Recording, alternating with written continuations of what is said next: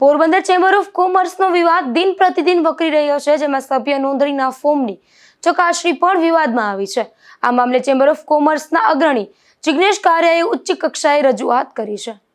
Chamber of કોમર્સનો વિવાદ high court સુધી પહોંચ્યો છે, ત્યારે હાઈકોર્ટના ચુકાદા મુજબ જિગ્નેશ કારિયા, નલિન કાનાણી અને બે સરકારી કર્મચારીઓ દ્વારા નવા મેમ્બરો બનાવવાની કાર્યવાહી ચાલુ કરાઈ છે, પરંતુ તેમાં જિગ્નેશ કારિયાએ ઉચ્ચ કક્ષાએ કરેલી રજૂઆત મુજબ આ કાર્યવાહી એકતરફી કરવામાં આવી છે।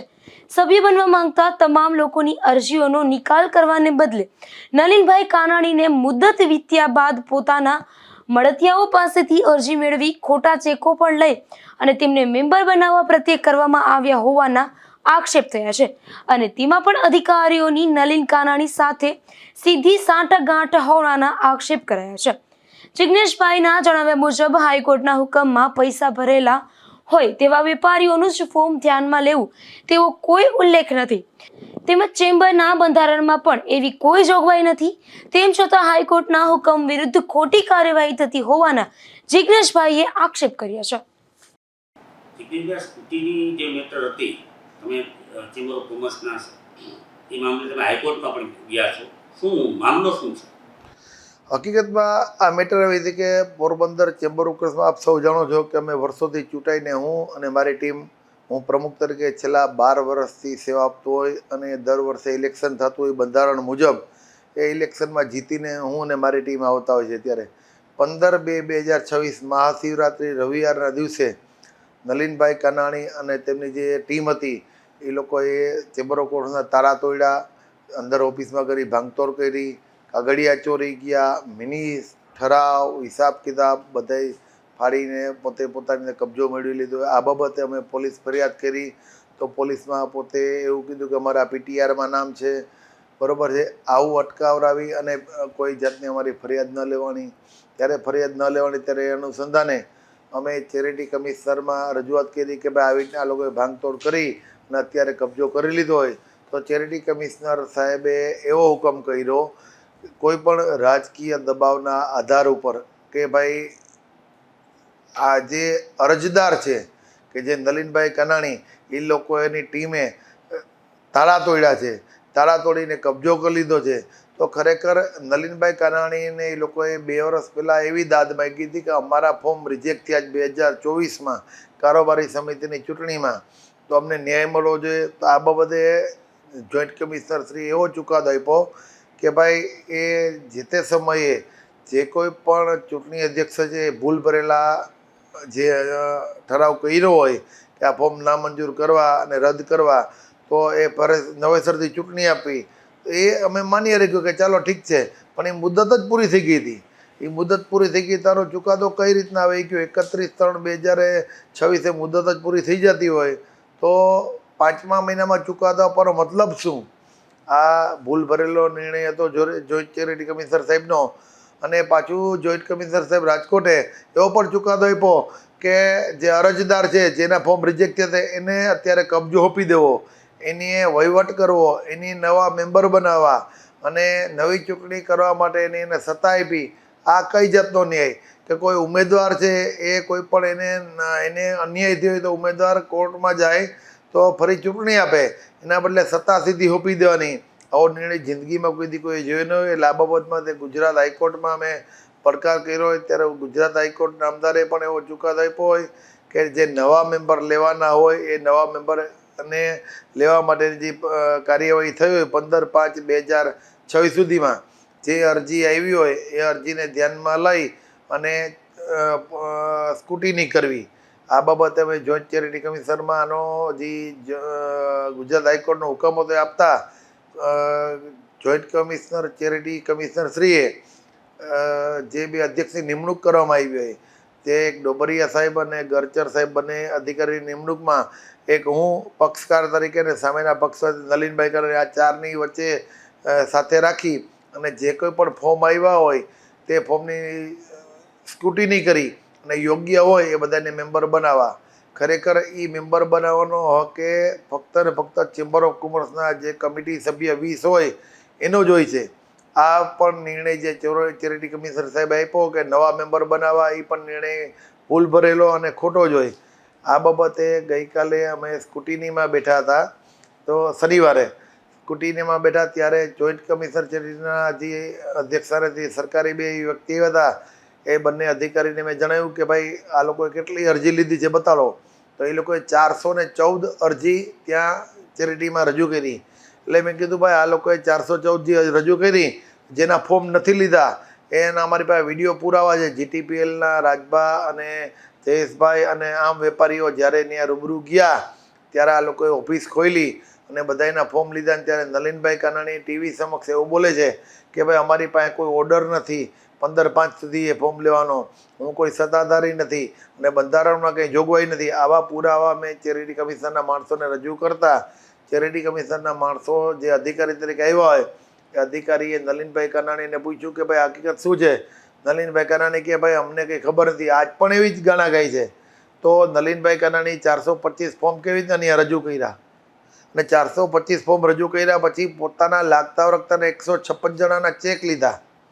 ચેક લઈ અને બાકીના કોઈના ચેક ન લીધા, કોઈને કંઈ જાણ ના કરવા દીધી અને ચેરિટી કમિશનરના એના ફોર્મ રજૂ કર્યા. આ બાબત એક હકીકત છે.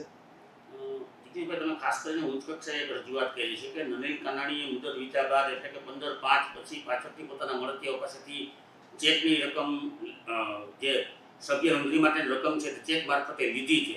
જે ચેક જે તે સમયે વિડીયો પુરાવા છે, જે લોકો વેપારીઓ સભ્ય નોંધણી માટે આવ્યા હતા અંતિમ દિવસે એટલે કે 15/5 ત્યારે એમની પાસેથી ચેક લેવામાં નહોતા આવ્યા અને આમની પાસેથી ચેક એમના મળતિયાઓ પાસેથી લઈ લીધા છે. એટલે કે ખાસ કરીને એના મળતિયાઓને સભ્ય બનાવવા એવો એનો હેતુ છે અને એમાં સરકારી અધિકારીઓની પણ નલિન કાનાણી સાથે સાંઠગાંઠ છે. આ પ્રકારની તમે રજૂઆત કરી છે, એ શું છે? હકીકતમાં એવું છે કે જ્યારે 15/5 જે કોઈ પણ વેપારી કોર્ટના આદેશ મુજબ મેમ્બર થવા માટે ગયા ત્યારે નલિનભાઈ કાનાણી ત્યાં હાજર હતા અને એની પહેલાં તો ઓફિસ જ ખોલી નહીં. પણ વેપારીઓ ત્યાં ગયા અને વેપારી 50-100 વેપારી થઈ ગયા, મીડિયા પણ ત્યાં ભેગું થઈ ગયું. એટલે એની ઓફિસ ખોલીને કીધું કે મારી પાસે કોઈ એવો ઠરાવ નથી, તેમ છતાંય તમારા માન ખાતર હું લઈ લઉં છું. જો ખરેખર એની માન ખાતર જ લીધા હોય તો ગઈકાલે ચેરિટી કમિશનમાં 425 ફોર્મ 414 રજૂ કર્યા. એમાં 156 જણાના ચેક આવ્યા ક્યાંથી? પેલી તો વાત એ છે. એટલે ફક્ત ને ફક્ત ચેમ્બર ઓફ કોમર્સમાં મને હરાવવા માટે અને મારી ટીમને હરાવવા માટે અને પોતાને કબજો કરવા માટે અને નવા મેમ્બરને લઈ અને એની બાજુ મતદાન કરે ને આવા હેતુથી સંસ્થાને બગાડી નાખવાના હેતુથી આવું એની કાર્ય કર્યું છે, એ એક હકીકત છે. એમાં અધિકારીઓની પણ ક્યાંક ને ક્યાંક સાંઠગાંઠ છે. 100% ચેરિટી કમિશનરના જે અત્યારે અધિકારીની જેની નિમણૂક કરવામાં આવી છે ડોબરિયાભાઈ અને ગરચરભાઈ, આ બંને અધિકારીએ નલિનભાઈ કાનાણીને એક મોબાઈલમાં મેસેજ બતાવ્યો મારી રૂબરૂમાં. આવી રીતના એક મોબાઈલમાં બતાવ્યું કે સાહેબ આ તમારા માટે છે. ત્યારે ડોબરિયાભાઈએ કીધું હા હું જોઈ લઉં, હા મને ખ્યાલ છે, જોઈ લઉં છું, બરાબર છે. એટલે મેં તરત કીધું સાહેબ શું તમારે જોઈ લેવાનું, આ કયો મેસેજ છે એવો કે તમે એમ કહો નતર ખરેખર અધિકારી એમ કહ્યું કે નલિનભાઈ ગેટ આઉટ, મને કોઈ દી કંઈ મેસેજ બતાવતા નહીં, હું અહીં કાર્યવાહી કર્યો, તમારા મેસેજ જોવા નથી હો. એના બદલે ડોબરિયાભાઈ જે અધિકારી છે એને એવું કીધું કે હા સારું હું જોઈ લઉં, મને ખ્યાલ છે. આનો મતલબ શું સમજવાનો? ત્યારે મેં આ બાબત એને કીધું કે સાહેબ જો ખરેખર આ મેસેજમાં કંઈ એવું ન હોય તો મને મેસેજ બતાવો. તો નલિનભાઈ કીધું અમારો પર્સનલ મેસેજ છે. આ તો એને બતાવ્યો હતો ભાઈ તમારો પર્સનલ મેસેજ હોય એટલે એનો મતલબ કે તમે એકબીજાને બે ઓળખો છો, એકબીજાના જાણીતા છો, એકબીજાનો કંઈક સંપર્ક છે. એટલે આવી બાબત બનતા મેં કીધું ભાઈ અત્યારે કોઈ કાર્યવાહી કરવાની થતી નથી, હું આમાં સામેલ નહીં થાઉં. એટલે મેં તરત જ અમારા વકીલ થ્રુ નોટિસ આપી અને કીધું કે આ સાઠગાંઠ બંધ કરો અને સ્કૂટીની નિયમ પ્રમાણે ન્યાય પ્રમાણે કરો. ત્યારે એની સોમવારની તારીખ પડી એટલે 8-6 તારીખ પડી એવું હકીકત છે. ગુજરાત હાઈકોર્ટ કે ચેરિટી કમિશનના હુકમમાં પણ ક્યાંય 15/5 સુધીમાં પૈસા ભરેલા હોય તેવા જ મેમ્બરોને ફોર્મ ધ્યાનમાં લેવું એવું લખેલું નથી. એટલું જ નહીં પણ ચેમ્બર ઓફ કોમર્સના બંધારણની કલમ જે છે 6(1) ને 6(2) એ જોગવાઈમાં પણ સભ્ય બનવા જે વ્યક્તિઓ માગતા હોય અથવા જે વેપારીઓ માગતા હોય એને માત્ર અરજી જ કરવાની હોય છે. ત્યારબાદ ચૂંટાયેલા જે પ્રતિનિધિઓ દ્વારા સૂચના આપ્યા બાદ ₹1000 ફોર્મના ફીના ભરવાના હોય અને ત્યારબાદ કારોબારીની જે મિટિંગ મળે એમાં સભ્યોનું ફોર્મ મંજૂર થાય તો સભ્ય ફી લેવામાં આવે છે. આ પ્રકારની જે માહિતી છે એ શું? 100% પોરબંદર ચેમ્બર ઓફ કોમર્સનું જે બંધારણ છે 1973માં ખીમજીભાઈ શેઠે કરેલું છે. આ બંધારણ આ બંધારણમાં 6(1) મુજબ લખેલું છે કે ભાઈ જે કોઈને પણ સભ્ય બનવું હોય તે અરજી આપે ને અરજીની સાથે ₹1000નો ચેક આપે અને આ ₹1000નો ચેક જે આપ્યો હોય તે ચેક કારોબારી સમિતિમાં ચર્ચા થઈ અને એને યોગ્ય લાગે તો તો 2500 રૂપિયા ફોર્મ ભરાવરાવી અને એને મંજૂરી આપવાની હોય છે. ના 20 કારોબારી સમિતિ જે છે એને જ સત્તા છે, કોર્ટને આવી કોઈ સત્તા નથી, કારણ કે બંધારણની વિરુદ્ધ તો કોર્ટ પણ નથી શકતી. તેમ છતાંય જોઈન્ટ ચેરિટી કમિશનર સાહેબે આવો હુકમ કર્યો કે ભાઈ 15/5 સુધીમાં જેની અરજી એવી હોય એને મેમ્બર બનાવવા. આ પણ એક અયોગ્ય વાત છે. બીજી ક્યાંક ને ક્યાંક નિયમ વિરુદ્ધ એમણે કામ કરેલું છે. સરકારી અધિકારીઓની પણ આમાં સાંઠગાંઠ છે, તે રીતે ઉચ્ચ કક્ષાએ રજૂઆત કરી છે. ત્યારબાદ જે સોમવારે હતો એટલી તારીખ સુધીમાં આજે શું કાર્યવાહી થઈ છે? આજે સવારે 8 તારીખે સવારે 11 વાગે સ્કૂટીની ચાલુ કરવામાં આવી, ત્યારે મેં ફરી પાછું જે ડોબરિયાભાઈ અને ગરચરભાઈ છે બંને અધિકારીને કીધું કે ભાઈ અત્યારે તમે સ્કૂટીનો નિયમ તો પહેલાં જણાવો કે કઈ નિયમથી તમે ચકાસણી કરશો. આજે કોઈ પણ ઇલેક્શનનું રિઝલ્ટ આપણે મતગણતરી થતી હોય તો પહેલાં નિયમ કહેવામાં આવે છે કે ભાઈ આમાં ચોકડી હશે તો માન્ય રહેશે, રાઇટ હશે તો માન્ય રહેશે, અથવા તો વોટર અને કોઈ પણ નિયમ હશે તો એને એમ કીધું અમે બંધારણને અધીન ચાલશું. તો 100% બંધારણને અધીન જ ચાલવાનું છે. બંધારણમાં ચોખ્ખું લખ્યું છે કે જેને પ્રવેશ મેળવવો હોય તે 1000 રૂપિયા ભરીને પ્રવેશ મેળવાય છે. તો નલિનભાઈ કાનાણીએ 1000 રૂપિયા કોઈને લેવા નથી લીધા નથી, અને એની સાદી અરજી લઈને કહી દીધું મારી પાસે કોઈ સત્તા નથી ને બંધારણમાં કોઈ જોગવાઈ નથી. તો વેપારીઓને ગુમરાહ કર્યા અને કોર્ટનું ઉલ્લંઘન કર્યું. તો આ બાબત માટે વેપારીનો શું વાંક? આ વ્યક્તિએ આવું ખોટું કરીને કોઈને ન થવા દીધા ને પોતાના લાગતા વળગતાના ચેક મંગાવ્યા. 2025માં જે અરજી આવી છે એના 15/5 ચેક આવે છે. તો આ 15/5 ચેક કેવી રીતના ઓલા 2025 વાળાને કેવી રીતના ખબર પડી કે 15/5 સુધીમાં ચેક આપવાનો છે? અને જ્યારે 2025માં એ અરજી દેવા આવ્યો તો એનો 1000 રૂપિયાનો ચેક ક્યાં ગયો, એની 2500 રૂપિયાનો ચેક ક્યાં ગયો? એટલે આ સાઠગાંઠ કરીને ફક્ત ને ફક્ત વેપારી આલમની સંસ્થાને ગુમરાહ કરવા ને પોતાનો કબજો જમાવવા માટે આ બધી કાર્યવાહી થઈ હોય. એમાં જે અધિકારી છે ડોબરિયાભાઈ અને ગરચરભાઈ આ બંને પણ એને પૂરો સહકાર આપતા હોય. અને મેં કીધું સાહેબ આ યોગ્ય નથી.